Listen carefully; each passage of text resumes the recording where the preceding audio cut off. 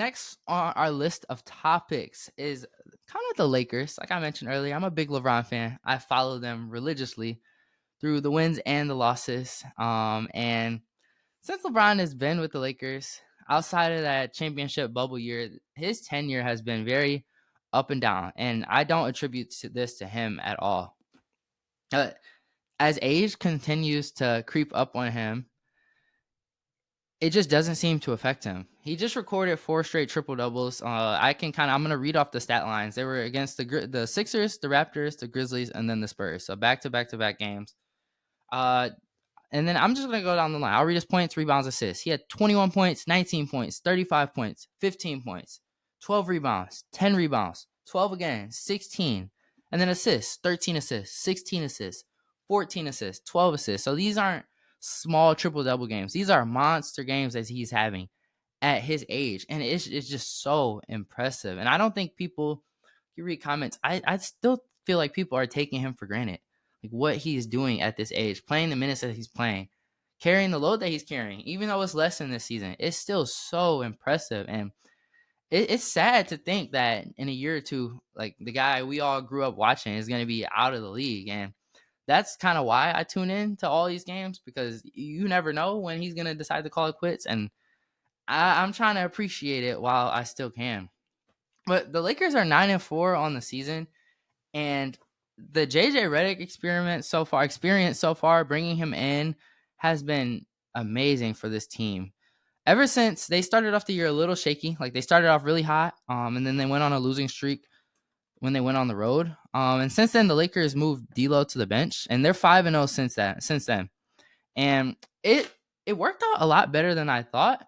Because obviously the Lakers, they needed bench scoring. Like guys like Gabe Vincent, Cam Reddish, Max Christie, they were not providing anything at all. Like the Lakers were 30th in bench production.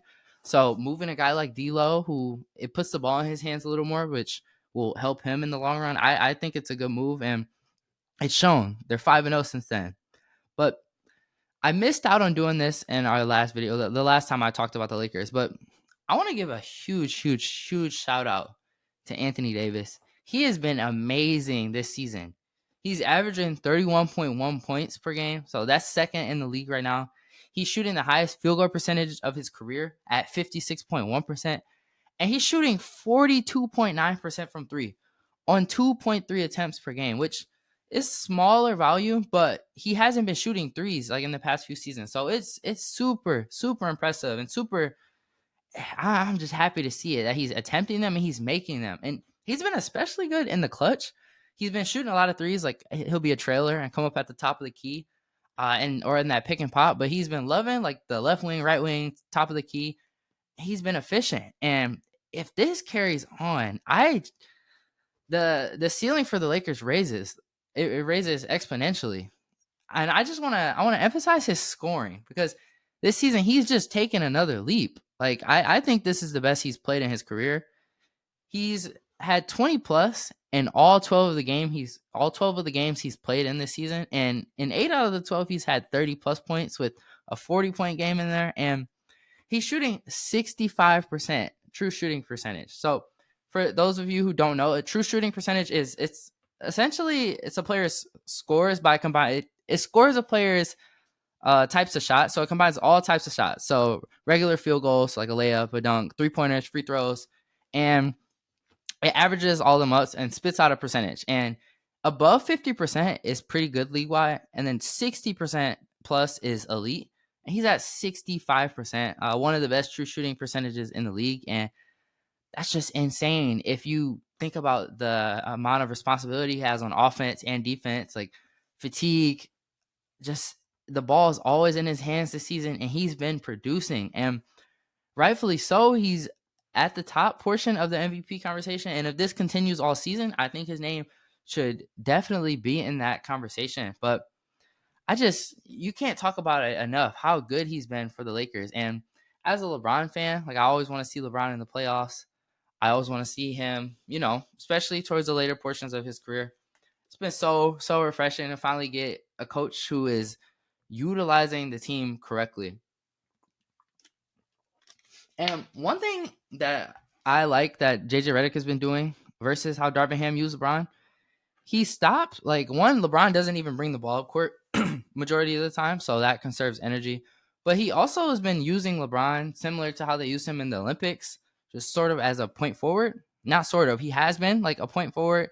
They're utilizing his brains and his playmaking and his passing instead of making him use his body and his. He's old. Like, those hits start to add up. He's just been using his brain more, and you can see that he's averaging 9.2 assists. He's third in the league right now in assists, and I think with this iteration of LeBron, like in this phase of his career, this is the best way to use him. You know, save his energy, conserve his energy, and use his IQ and his brains. Like, having guys run off of off ball motions or cutting baseline, like just keeping the defense honest. Because all eyes when LeBron has the ball are going to be on him. It just works out a lot better, and you can see in his assist numbers that it's been working more so for him. And moving D'Lo back to the moving him to the bench, it puts the ball in LeBron's hands more, because when him and D'Lo have to share the load, obviously D'Lo isn't as productive as LeBron, and the way for D'Lo to work, he has to have the ball in his hand. Like, yes, he's a good spot up shooter, but it just gives him more opportunity when he's running bench units. So it's just been nice to see, and it's just been, like I said, I'm a Heat fan. They haven't been the best this season, so the Pistons and the Lakers are kind of keeping me going. They're keeping me optimistic.